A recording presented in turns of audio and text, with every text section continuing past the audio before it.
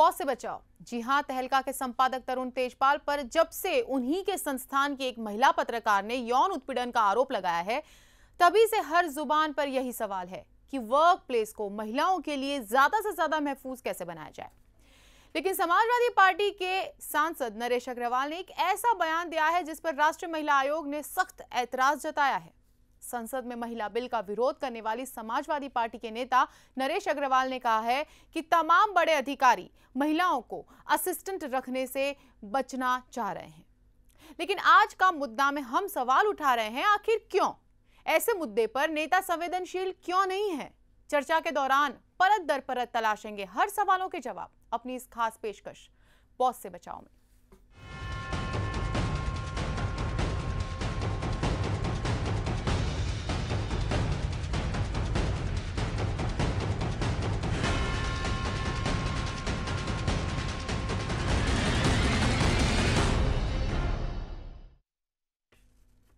चर्चा करने के लिए हमारे साथ स्टूडियो में मौजूद है समाजवादी पार्टी के नेता अहमदाबाद से किरण कंसारा और जानो दुनिया आउटपुट हेड खुशदीप सहगल। आप दोनों का स्वागत है हमारे इस स्टूडियो में आज के इस कार्यक्रम में। इनके साथ हम चर्चा को आगे बढ़ाएंगे, लेकिन पहले ये देखते हैं किस तरह से तहलका के संपादक की हरकत से तूफान मचा हुआ है। बॉस को लेकर डर लगता है कि बातें सामने आ रही है। एक ऐसा वक्त जब महिलाओं को भरोसा दिया जाना चाहिए, तब नेता ऐसे बयान देते हैं जिससे मैसेंजर खुद कुछ भी आगे आकर कहने से बचे। समाजवादी पार्टी के नेता नरेश अग्रवाल ने अपने बयान से ऐसा ही कुछ किया है। हालांकि राष्ट्रीय महिला आयोग समेत कई महिला एक्टिविस्टों ने उनके बयान की कड़ी निंदा की है। देखिए ये रिपोर्ट। बुलंद भारत की ऐसी तस्वीर तरुण तेजपाल को लेकर जो तहलका मचा है, उसने पूरे देश में एक नई बहस छेड़ दी। बॉस से डर क्या वाकई एक हकीकत है? ऐसे में महिलाओं के लिए वर्क प्लेस ज्यादा से ज्यादा सुरक्षित और बेहतर कैसे बने, इस पर विमर्श की जरूरत है। लेकिन समाजवादी पार्टी के सांसद संवेदनशीलता दिखाने की बजाय अलग ही राग अलाप रहे हैं। शूट द मैसेंजर थ्योरी को उन्हीं की जुबानी सुनिए। मुझे ये सूचना मिली है, तमाम बड़े बड़े अधिकारी अपने यहाँ महिला पीए नहीं रखना चाह रहे हैं, महिला असिस्टेंट नहीं रखना चाह रहे हैं। हर एक को डर हो गया, पता नहीं कब किसके ऊपर कौन सा आरोप लग जाएगा। हम लोग सियासत का अपना मिजाज होता है, उसी के हिसाब से उनके तर्क भी बनते हैं। लेकिन महिला आयोग ने नरेश अग्रवाल के बयान पर नाराजगी जताई है। Derogatory remark and he should withdraw, उनको विड्रॉ करना चाहिए and he should apologise for that. Patriarchal mindset रहता है कि men are never wrong and women are only wrong, और वीमेन कल्प्रिट होती है एंड मेन इनोसेंट होते हैं। ये मानसिकता को दर्शाता है, तो वो गलत है। यौन उत्पीड़न पर आज तहलका है, लेकिन ज्यादा दिन नहीं बीते जब आईटी कंपनी आईगेट के प्रेसिडेंट और सीईओ फणीश मूर्ति को भी यौन उत्पीड़न के आरोपों में कुर्सी और साख गंवानी पड़ी थी।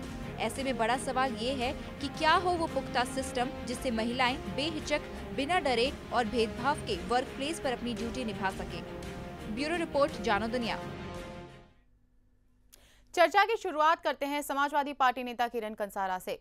किरण जी, एक बार फिर से स्वागत है आपका। मेरा सीधा और दो टुक सवाल है आपसे। जब महिलाओं के साथ कहीं गलत हो रहा है और देश भर में इंसाफ की गुहार लगाई जा रही है, तो आपके पार्टी के वरिष्ठ नेता सांसद नरेश अग्रवाल महिला विरोधी बयान देते हैं, उन पर ही सवाल खड़े करते हैं।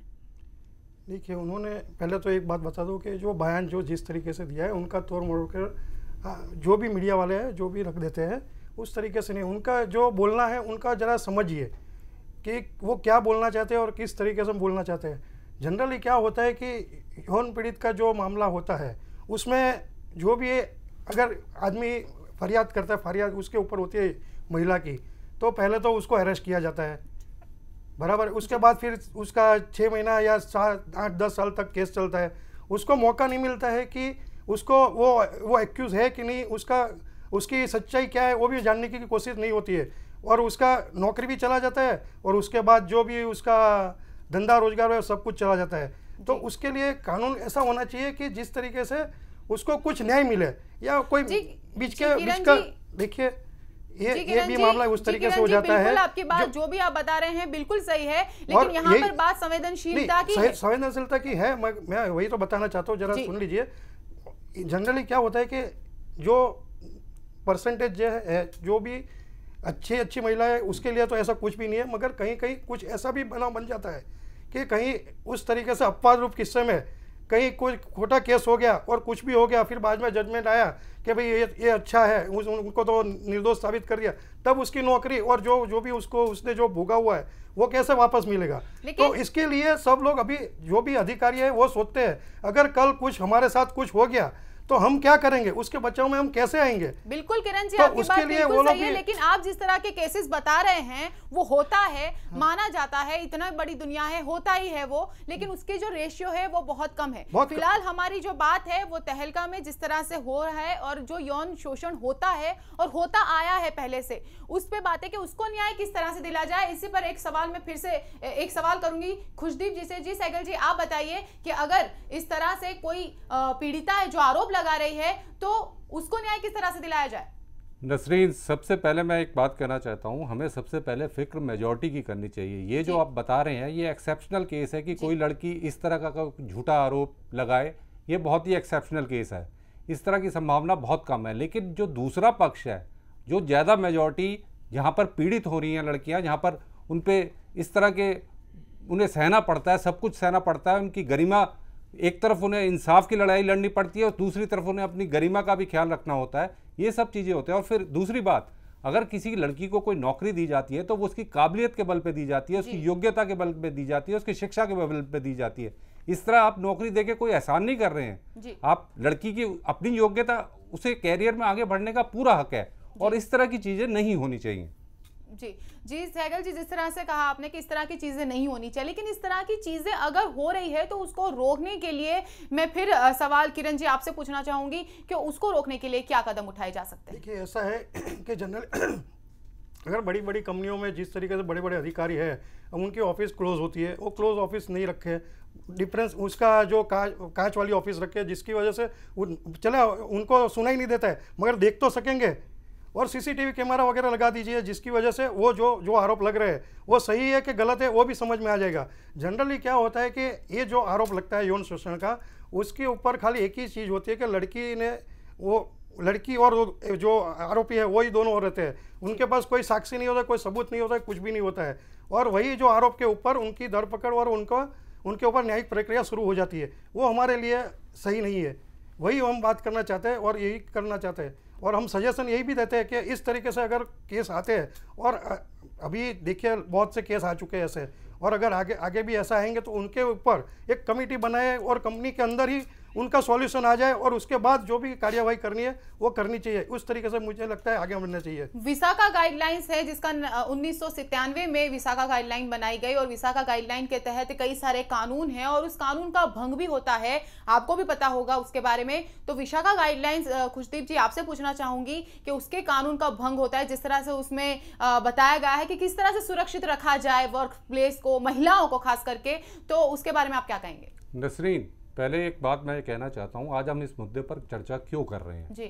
अभी हाल में 2 केसेस ऐसे आए हैं, एक जुडिशरी से जुड़ा है और एक मीडिया से जुड़ा है जी। अभी 2 महीने पहले एक लॉ कॉलेज की एक ग्रेजुएट जो इंटर्न का काम कर रही थी, तो उसका ये कहना था कि एक सुप्रीम कोर्ट के जज जो अब रिटायर हो चुके हैं, लेकिन उस टाइम वो सिटिंग थे, उन्होंने एक रूम में कोशिश करी सेक्सुअल हरेसमेंट की, तो ये उस लड़की का कहना था। और उसके बाद सुप्रीम कोर्ट ने अपनी एक कमेटी बनाई 3 जनों की, और वो इस सब चीज़ों पर विचार कर रही है और उसकी रिपोर्ट का हमें इंतज़ार है कि वो क्या कहते हैं, और उस जज का नाम पब्लिक डोमेन में लाया जाता है या नहीं लाया जाता, ये सब बातें वहाँ पर हैं।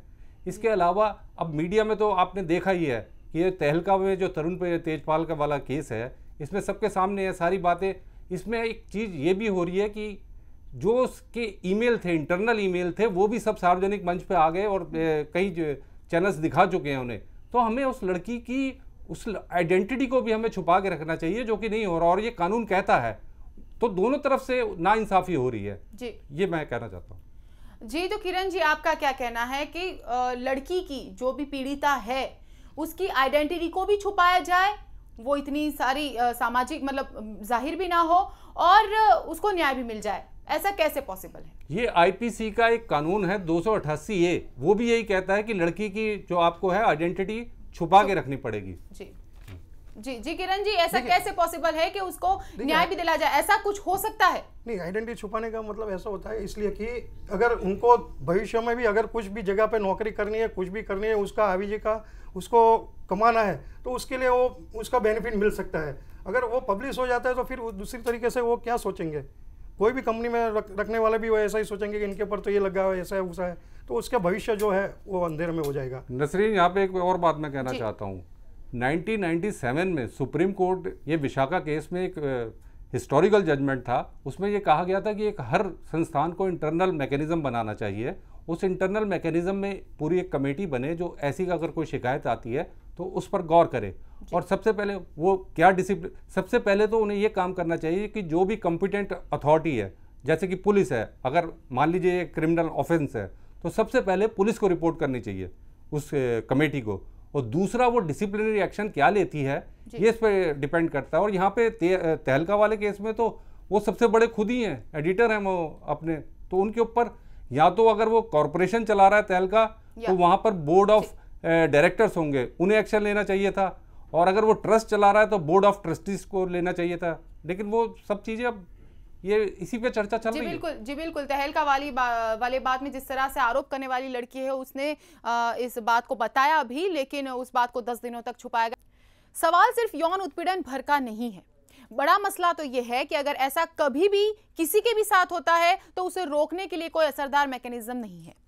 इंटरनल इंक्वायरी कमेटी है, लेकिन उसकी हकीकत शोमा चौधरी के इस्तीफे से भी सामने आ गई। दरअसल उन पर आरोप लगा कि वो पूरे मामले में पीड़िता के साथ खड़ी न दिखकर अपने एडिटर रहे तरुण तेजपाल के पक्ष में थी। हालांकि अब शोमा चौधरी ने तहलका के मैनेजिंग एडिटर के पद से इस्तीफा दे दिया है। She should have been taken a right course, but she failed to do that, and in a way, actually, she was also responsible for tarnishing the girl or making this issue so ugly in the public, and but without any justice to that, with actually wasting time or denying justice, timely justice to the girl. But if the criticism is that I did not act in a measured way or in the correct sort of institutional frameworks, I accept that and I apologize for it. Even though Shoma Chaudhary resigns from her post today, she cannot run away after tendering her resignation. She is also responsible for this full incident, spoiling the image of victim. So, Goa Women's State Commission is demanding her arrest, so also arrest of Tarun Tejpal. फिलहाल हमारे साथ जुड़ चुकी हैं स्मिता जोशी, जो कि समाज शास्त्री हैं। स्मिता जी, स्वागत है आपका हमारे इस प्रोग्राम में। स्मिता जी, सबसे पहले मैं आपसे सवाल करूंगी कि महिला सशक्तिकरण की एक और बातें हो रही है, और महिलाएं जिस तरह से ऑफिस में माहौल हो गया है, अभी तेजपाल जी का आपको पता होगा कि जिस तरह से मामला सामने आया है, ऐसी बातें होती हैं, तो आप क्या कहेंगे इस पर? इसमें सबसे पहली बात तो ये है कि औरत को या स्त्रियों को जब वो जाहिर क्षेत्र में आती है या नौकरी के लिए आती है, कोई काम के लिए घर से बाहर निकलती है, तो उन्हें खुद पर ऐसा भरोसा होना चाहिए, अपने आप पर आत्मविश्वास होना चाहिए। और कहीं भी कई बार ऐसा होता है कि हम किसी पर आरोप नहीं लगाते, लेकिन लालच जैसा भी कहीं दिखता है कि आपने कोई बात छुपाई क्यों। अगर आपका कहीं पे शोषण हो रहा है या तो कहीं पे आप पर कोई अत्याचार या पीड़न हो रही है, लेकिन तो स्मिता जी, यहाँ पे तो बात ये हो गई है ना कि लड़की खुद खुलकर आई है सामने कि मेरे साथ ये हुआ है। ये बात फिर क्या हो उसके साथ? न्याय के लिए क्या करना चाहिए, क्या होना चाहिए? न्याय के लिए मैकेनिज्म की बात हो चुकी है, लेकिन उस मैकेनिज्म को बार बार जांच करते रहना चाहिए। जैसे कि मैं बताऊं कि पूरे देश की अलग अलग कॉलेजेस या यूनिवर्सिटियों में इसके लिए WDC women harassment prevention cell आदि की जो रचना हुई है, तो उसमें हर साल उसकी जांच होती रहती है कि उसमें क्या बदलना चाहिए, उसमें किस प्रकार के बदलाव लाने चाहिए। तो निजी क्षेत्रों में या निजी संस्थाओं में भी जहां पर ऐसी जरूरत है तो समय समय पर बदलना चाहिए, और उसमें खुद औरतों को भी शामिल होना चाहिए कि हमारा ये जो मैकेनिज्म है वो सही है। नसरीन, मैं यहाँ पे एक बात कहना चाहूंगा। स्मिता जी बिल्कुल ठीक कह रही हैं। अगर लड़की स्ट्रांग हो, कहीं पे कोई ऐसा दिखता है कि कोई ऐसे एडवांस कर रहा है, तो उसी टाइम बहुत सख्ती से उस लड़की को एक्शन लेना चाहिए और फिर दोबारा उसकी हिम्मत नहीं पड़ेगी जो ऐसा एक्शन, जो ऐसी बात कर रहा है कोई भी उसका सुपीरियर। जाहिर क्षेत्र में लड़कियों को भी बहुत स्ट्रांग रहना चाहिए। जाहिर क्षेत्र में आने वाली हर एक स्त्री के साथ, इवन जब वो कॉलेज या तो स्कूल लेवल पर होती है, तभी भी कहीं ना कहीं छोटे बड़े ऐसे अत्याचारों का वो शिकार बनती है। मैं आपकी बात से बिल्कुल सहमत हूँ, ऐसा होता है। इसलिए मैंने पहले भी कहा कि पहले से शुरू से ऐसा होता आया है लड़कियों के साथ, औरतों के साथ और हुआ, और उसके लिए लड़कियों को बिल्कुल मजबूत होना चाहिए। आपकी बिल्कुल बात सही है, खुशदीप भी आपने भी जो कहा बिल्कुल सही है। लेकिन यहाँ पर सवाल ये उठता है कि नरेश अग्रवाल जो कि एक जिम्मेदार नेता है, एक वरिष्ठ नेता है, उन्होंने जिस तरह से बयान दे दिया कि लड़कियों को लेने से डरेंगे। लड़कियां सबसे पहले बता दें कि वो मेरिट से अपने जॉब मिलती है उनको, अगर मेरिट से उनको नौकरी मिल गई और उस तरह से हुआ भी, फिर भी अगर नेताओं के ये बयान होते हैं तो क्या नेता लड़कियों को कटघरे में खड़ा रखना चाहते हैं? जी किरण जी, आप कुछ कहेंगे इस पर? नहीं, देखिए, जो भी कानून बनता है जो संसद में बनता है, और संसद में बनने के बाद जिम्मेदारी भी जो भी आती है नेता की आती है, और नेता वो लोग ये सब डिसाइड करते हैं। नेता का जो भी बयान आ जाता है उसको राजनीतिक संबंध से जोड़कर उसका तोड़ मोड़ कर कुछ भी बयान दिया जाता है, वो ऐसा नहीं होना चाहिए। पहले तो वो क्या बोल रहे हैं, किस लिए बोल रहे हैं, क्यों बोल रहे हैं, वो सब समझना जरूरी है। फिर उसके बाद कुछ भी। बिल्कुल किरण जी, आपको बिल्कुल पता होगा क्योंकि आप वही पार्टी से, समाजवादी पार्टी से, कि समाजवादी पार्टी के वरिष्ठ नेता ने क्या कहा। फिलहाल सुनते हैं उन्होंने क्या कहा। समाजवादी पार्टी के नेता नरेश अग्रवाल ने पूरा बयान आपको हम सुनाते हैं और आप खुद ही सुनिए कि किस तरह की जुबान बोल रहे हैं समाजवादी पार्टी के सांसद।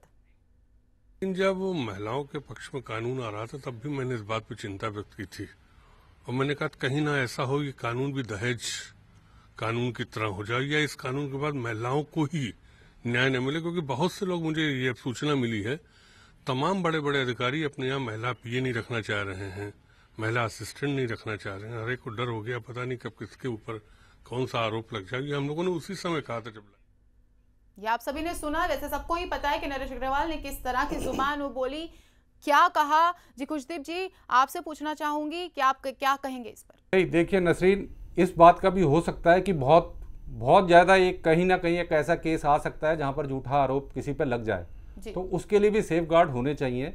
देखिए हमारे यहाँ कानून है, जैसे नरेश जी ने बात करी, दहेज कानून की बात करी, दलित उत्पीड़न की बात करी, तो अगर उसका दुरुपयोग होता है, कोई दुरुपयोग करता है, तो ये रोकना भी, जो अमल जो है कानून में सही नहीं हो पा रहा, इसलिए तो हो रहा है दुरुपयोग। तो ये किसका काम है कि अमल कराना? ये भी जो सरकार में बैठे लोग हैं उन्हीं का काम है कि भाई कानून का दुरुपयोग ना हो। तो ऐसे ये मामला हमें पहले फिक्र उनकी करनी चाहिए जिनके साथ ज़्यादा संभावना ऐसी हो सकती है। ये बात की बात है कि किसी के ऊपर झूठा आरोप ना लग जाए, तो इसके लिए भी सेफ गार्ड होने चाहिए, ज़रूर होने चाहिए। और जो इंटरनल कमेटी बने वो इसीलिए तो देखे कि सब, यहाँ पर ऐसा होता है कि बैलेंस ऑफ प्रोबेबिलिटीज़, आपके सामने कोई पुख्ता सबूत नहीं आएगा, इसमें कोई आई विटनेस नहीं होगा, एक कमरे में दो लोग थे, एक आरोप लगाने वाला है, एक जिस पर आरोप लग रहा है, तो किसकी बात? तो यहाँ पर बैलेंस ऑफ प्रोबेबिलिटीज देखी जाएंगी, कि सीक्वेंस देखी जाएगी कि कैसा हुआ है, तो उसके बाद एक्शन ले। इंटरनल कमेटी में सिर्फ पावरफुल लोग ना, उसमें वीमेन भी हों, उसमें पूरा बैलेंस हो कि अगर आप 10 जनों की कमेटी बना रहे हैं तो उसमें 6 कम से कम महिलाएं होनी चाहिए। जी मेरा ये कहना। जी स्मिता जी, आपसे पूछना चाहूंगी कि वुमेन रिप्रेजेंटेशन है जो, वो बहुत बड़ा सवाल है। अगर ऐसा होता भी है, किसी को बहुत ज्यादा खुलासे करने भी पड़ रहे हैं, तो वो किस स्थिति में खुलासे करते हैं? क्या दोनों साइड से ये चीज है, या फिर अगर जिस तरह से खुशदीप जी ने कहा कि ऐसे जो रेशियो होते हैं वो बहुत कम होते हैं, लेकिन अगर बात उसको निकाल दी जाए और कहा जाए कि सही में लड़की के साथ ऐसा होता है तो उसको खुलासे देने पड़ते होंगे, जो भी जिस पर भी आरोप लगाए जा रहे हैं, तभी तो ये होता होगा। बात खुलासे की है तो अब समाज बदल रहा है, समाज में लोगों का मनोभाव भी बदल रहा है, तो खुलासों से और स्पष्टताओं से डरने की कोई ज़रूरत नहीं। हम अलग अलग घटनाओं के संदर्भ में देखते हैं कि पहले औरतों में ऐसा एक डर था कि मुझे ये पूछा जाएगा, वो पूछा जाएगा, लेकिन मैं जो मेरे पॉइंट ऑफ व्यू से कहूँ तो बचपन से ही उसी प्रकार का उनका मानस का निर्माण करना चाहिए कि तुम खुद जागरूक बनो, अगर सही बात है तो उसका कोई भी परिस्थिति में डरो मत, हमें अपना खुद का ही साथ देना है, हमें किसी से डरना नहीं है।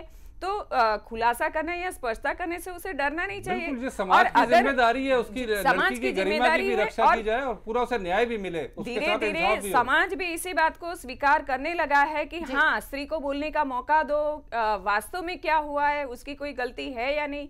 बाकी ये सब कहें कि अब औरतों को जॉब पे नहीं लेंगे या तो नहीं, तो ये तो उसके संवैधानिक मूलभूत अधिकार पर तराप है एक प्रकार का। तो ये कहना भी। जी स्मिता जी, बिल्कुल आपने जिस तरह से कहा कि कोई भी लड़की है जब तक उसके साथ कुछ भी गलत नहीं होता है, ऐसी लड़कियां, ज्यादातर ऐसी ही लड़कियां होती है जो खुलकर सामने नहीं आ सकती है क्योंकि उन्हें डर होता है इज्जत का। इसीलिए मैंने पहले भी आपको सवाल किया था कि उसकी गरिमा को ठेस ना पहुंचे। ठीक है, ये बात हुई लड़की की गरिमा की, लेकिन अब मैं किरण जी आप पर आऊंगी, आपसे एक सवाल पूछना चाहूंगी कि पुरुष प्रधान देश है भारत और यहाँ पर नेता क्यों नहीं बदल रहे हैं? क्यों उनके इस तरह के बयान होते हैं जिस पर विवाद खड़ा हो जाता है? नहीं, देखिए अभी राजनीति में ऐसा ही हो गया है कि कोई भी प्रधान या कोई भी मंत्री या कुछ भी बोल देता है तो उसको राजनीतिक तरीके से उनको प्रस्तुत किया जाता है और जो बोलते हैं उसके विरोध में अलग चर्चा चली जाती है और अलग व्यूज चला जाता है। तो वो नहीं होना चाहिए। पहले तो समझना चाहिए कि जो भी नेता बोला है वो किस लिए बोला है, क्यों बोला है, किस तरीके से ये इश्यू होता है, तो वही देखना है। और नेता लोग के पास जो भी प्रॉब्लम आता है वही उनके पास ही चला जाता है और उनको भी संसद में फेस करना पड़ता है और उसी तरीके से संसद में बिल पास होता है। हमारा पहले भी जो बिल पास इस तरीके से हो रहा था तभी भी समाजवादी पार्टी ने उसको प्रस्तुत किया था और यही उन्होंने फेवर किया था कि ये नहीं होना चाहिए। जैसे मैं नरेश अग्रवाल जी ने बताया दहेज के बारे में, तो दहेज के बारे में भी ऐसा हो जाता है कि अगर आरोप लगता है तो सामने वाले के घर के अंदर से जितने भी पुरुष महिला कोई भी है उसको अरेस्ट किया जाता है, ना देखा जाता है ना कुछ होता है। सेम टाइप यही है कि जो भी आरोप लगता है या महिला होती है और सामने पुरुष होता है, बीच में कोई नहीं होता है, ना साक्षी होता है ना कुछ होता है, तो उसके लिए क्या करना चाहिए? उसके लिए कुछ तो ऐसा कानून बनाना चाहिए या कुछ भी होना चाहिए कि उसको भी सेफ गार्ड मिलना चाहिए। बिल्कुल बिल्कुल कानून बनाना चाहिए, कानून बने हुए हैं। अब मैं खुशदीप से आपसे पूछना चाहूंगी कि इस सारे मुद्दे पर आपका क्या कहना है, क्योंकि कानून भी बने हुए हैं और कानून का उल्लंघन भी होता है। अगर सारे पहलुओं को देखा जाए तो आप क्या कहेंगे? नसरीन, मैं पहले भी स्पष्ट कर चुका हूं कि हमारे देश में हर तरीके का कानून है, पहले से ही मौजूद है, उनका अमल सही तरीके से नहीं हो रहा। अगर उनका अमल सही तरीके से हो तो ऐसी समस्याएं नहीं आएंगी। और दूसरी बात मैं ये कहना चाहता हूँ, हम ये ऐसे बड़े बड़े बयान सुनते हैं, नेताओं के भी सुनते हैं और लोगों के भी सुनते हैं कि महिलाओं को आगे बढ़ाना चाहिए जी। तो वो कैसे बढ़ाया जाए? मैं अब समाजवादी पार्टी से ही प्रश्न करता हूँ, किरण जी बैठे हैं, कि किरण जी की पार्टी में कितनी महिलाएं उच्च पदों पर हैं, ये आप बताइए। जी किरण जी। नहीं, इसके लिए तो मैं अभी टिप्पणी नहीं कर सकती क्योंकि समाजवादी पार्टी का जो भी मीन्स पक्ष जो है वो उत्तर प्रदेश में, मैं गुजरात से हूँ और अभी मेरा इन्वॉल्वमेंट इतना ज़्यादा नहीं है कि वहाँ किस तरीके से महिलाएं, मैं मानता हूँ कि महिला की संख्या बढ़नी चाहिए, युवाओं की भी संख्या बढ़नी चाहिए। देश जिस तरीके से आगे बढ़ रहा है तो उसके ऊपर पूरा भी भरोसा करके उनके साथ मिलके ताल कदम मिला के सब आगे बढ़ना। यहाँ पर मैं एक बात कहना चाहता हूँ, यहाँ एक बात कहना चाहता हूँ, शाहरुख खान बहुत बड़े हीरो हैं जी। तो अभी पीछे एक सवाल आया था, उनके सामने ही आया था, वो भी ऐसी ही बात कह रहे थे कि महिलाओं को आगे बढ़ावा देना चाहिए। तो उनसे पूछा गया था, जब फिल्म रिलीज होती है तो उसकी जब कास्टिंग आती है तो उसमें हीरो का नाम पहले आता है, हीरोइन का नाम कभी पहले नहीं आता। तो शाहरुख खान ने ये अच्छी बात करी, चेन्नई एक्सप्रेस में उन्होंने कहा कि दीपिका पादुकोण का नाम मेरे से पहले आएगा।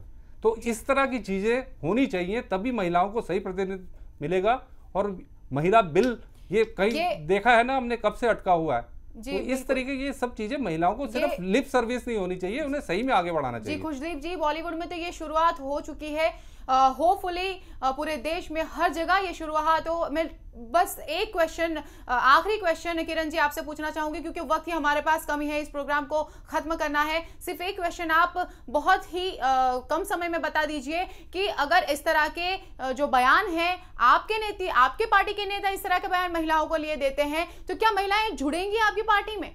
नहीं, मैंने पहले से ही बोल दिया कि हर एक के लिए जो जी बहुत संक्षिप्त में जी कि इस तरीके से बात मत किया करिए। वो सोचने का तरीका सीखिए कि किस तरीके से सब लोग जो भी अपवाद रूप जो किस्से होते हैं वो भी शुरू हो जाते हैं तो उसको क्या सजा मिलेगी, किस तरीके से आगे जाएंगे। तो वो बयान नहीं हो उस तरीके से हर पक्ष को हमें देखना होगा। इनका भी बात ये ठीक है कि किसी के साथ अन्याय नहीं हो जाए, ये बात भी हमें देखनी। और जब तक जजमेंट आता है तब तक उसकी कैरियर खत्म हो जाती है, तो उसके लिए सोचना चाहिए। जिसने अपराध किया है उसे सजा मिलनी चाहिए, कड़ी से कड़ी सजा मिलनी चाहिए। और कोई बेगुनाह अपराधी को हमेशा बेगुनाह फंसना नहीं चाहिए, मिलना ही चाहिए और बेगुनाह फंसना नहीं चाहिए। स्मिता जी आपका बहुत बहुत शुक्रिया, खुशदीप जी आपका भी बहुत बहुत शुक्रिया और किरण जी आपका भी बहुत बहुत शुक्रिया हमारे इस प्रोग्राम में हमारे साथ जुड़ने के लिए और हमारे साथ चर्चा करने के लिए। तो इस चर्चा में इतना ही, और इसी उम्मीद के साथ कि आने वाली वक्त में तस्वीर बदलेगी, बोर्ड रूम में महिलाओं का असर बढ़ेगा और वो बेहिचक बिना डर के अपने काम को अंजाम दे सकेगी। मुझे दीजिए इजाजत, लेकिन चलते चलते आपको दिखाते हैं कि रियल दुनिया के इस कड़वे सच को रियल दुनिया में किस तरह दिखाया गया। मैं बोर्ड तक लेके जाऊंगी इसको। मैंने एक ऑफिशियल कंप्लेंट फाइल की है आपके खिलाफ। मुझे भी लगता है मैं सच। Don't harass me, Rahul.